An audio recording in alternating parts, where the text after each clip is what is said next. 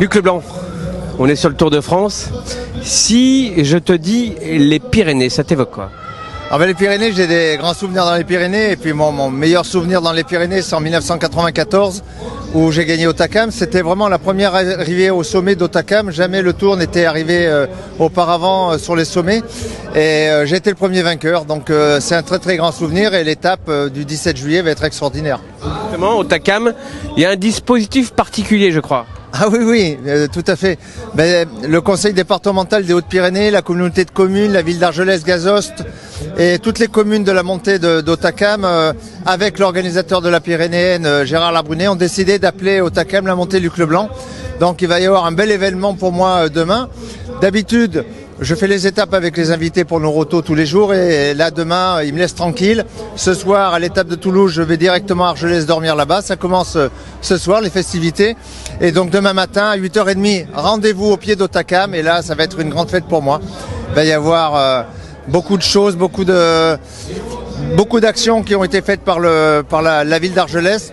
Et je pense que il va y avoir beaucoup d'émotions, d'autant plus que j'ai ma fille qui est née 2 ans après ma victoire et qui va se rendre compte de ce qu'a fait son petit papa en 1994. Alors justement, comment on fait pour gagner à Hautacam? Comment on fait pour gagner à Hautacam? Comment on fait pour gagner à Hautacam? Si je dois te raconter 1994, ça va être long. Je ne sais pas si tu vas pouvoir tout placer sur la vidéo. Déjà, il y avait 270 km. C'était pas un critérium. Non, je rigole. Il y avait 270 km de course. Il faut dire que jusqu'à 25 km, jusqu'au pied d'Hautacam, j'étais à la limite de l'abandon. Ça roulait très très vite. J'étais dernier du peloton.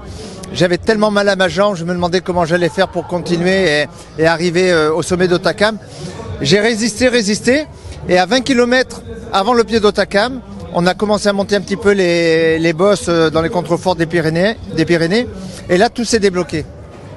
Plus mal à la jambe, et là on est arrivé au pied d'Hautacam, magnifique, plus mal à la jambe, je vois Pantani partir, j'aurais pu y aller, mais j'ai laissé Marco faire son show devant, je suis resté avec le tempo Banesto.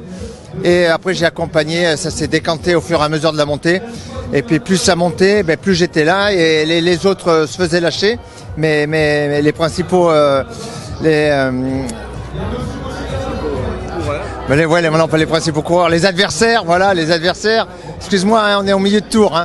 Et donc je suis arrivé à un moment donné avec Miguel, on s'est retrouvés tous les deux, on a rejoint Pantani à 3 km de l'arrivée.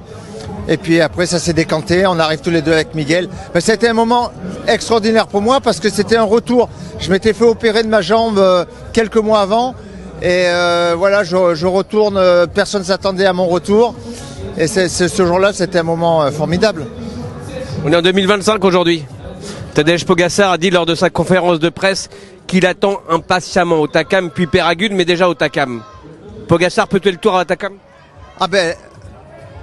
Indurain, à l'époque, il a fait exploser le Tour à Hautacam. Il était déjà maillot jaune ce jour-là, mais là, il a fait tout exploser. Rominger, Capucci, tous les favoris ont sauté dans la montée. Et il avait gagné vraiment définitivement son Tour de France dans Hautacam. Donc aujourd'hui, en 2025, on voit bien Pogačar, peut-être Bogi, qui va vouloir certainement succéder à Lucho. Ah, ça serait sympa. Je serais content. Vingegaard, il a gagné il y a quelques années. Donc Bogi, je le vois bien faire exploser tout le monde dans Hautacam. Et je pense que Vingegaard, il a intérêt à se tenir vraiment comme il faut aujourd'hui, parce que ça va être vraiment, demain, ça va vraiment être une étape très très dure en tout cas. Pogačar est vraiment au-dessus du lot? Pour le moment, oui. On voit mal comment... Quoique Vingegaard, il a quand même tenu Bogi l'autre jour sur l'arrivée au Mont d'Or. Il a dit qu'il a eu du mal à suivre quand même. Il a eu du mal à suivre, mais enfin bon, il était là quand même. Mais je pense quand même qu'il est vraiment un ton en dessous de Bogi, ça c'est sûr.